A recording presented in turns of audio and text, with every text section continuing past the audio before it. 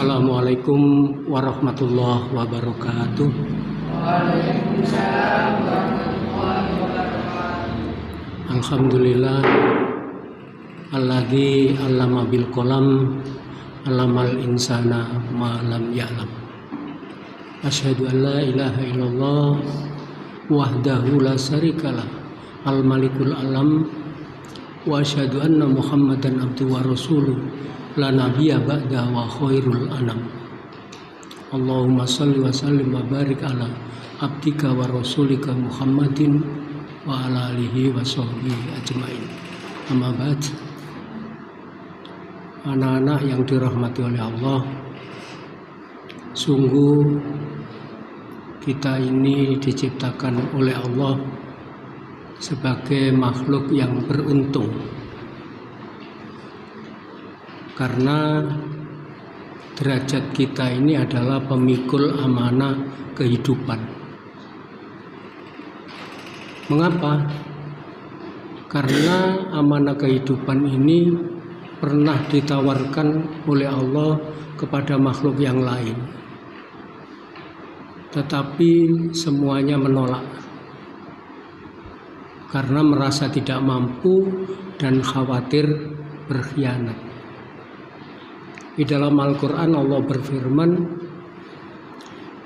Inna aradnal amanata ala samawati wal ard wal jibal abaina ayyahmilnaha wa asfaqna minha fahamalahal insan innahu kana dhuluman jahula.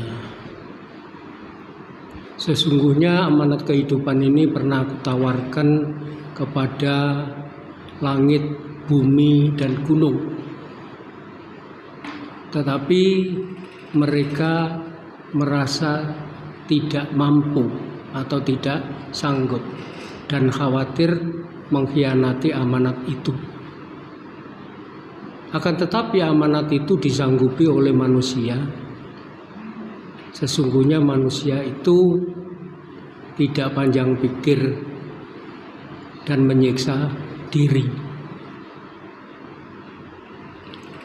Allah menyebut manusia itu tidak panjang pikir dan menyiksa diri itu karena yang lain itu untuk menerima amanat itu dipertimbangkan dengan seluas-luasnya. Tetapi manusia ini malah bergembira ditawari oleh Allah Subhanahu wa Ta'ala.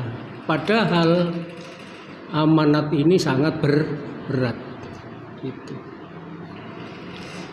Itu terbukti ketika nenek moyang kita yang namanya Adam alaihissalam itu gagal mempertahankan kesuciannya untuk mematuhi atau taat kepada Allah sehingga dikeluarkan dari surga. Sesuai dengan takdir, maka diperintah untuk memikul amanah kehidupan di muka bumi. Jadi kita tidak boleh lengah sebagai pemikul amanat. Katakan saja kita ini yang menjadi pemimpin bumi. Jadi tidak boleh kita itu sembrono layaknya anak buah, tidak boleh. Lalu siapa anak buah kita? Anak buah kita itu ya yang ada di bumi ini, seperti makhluk hewan dan makhluk Allah yang lain, tumbuh-tumbuhan, gunung, hawa. Ini semuanya dipercayakan oleh Allah kepada kita untuk mengelolanya. Agar kita mampu mengelola, Allah memberikan atau menurunkan ilmunya. Itulah sebabnya maka orang mukmin diperintahkan untuk menggali ilmu seluas-luasnya. Karena itu dibutuhkan.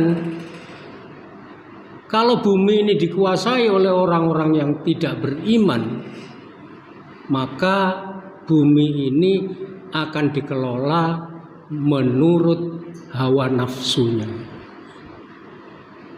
Padahal tidak ada hawa nafsu itu yang baik.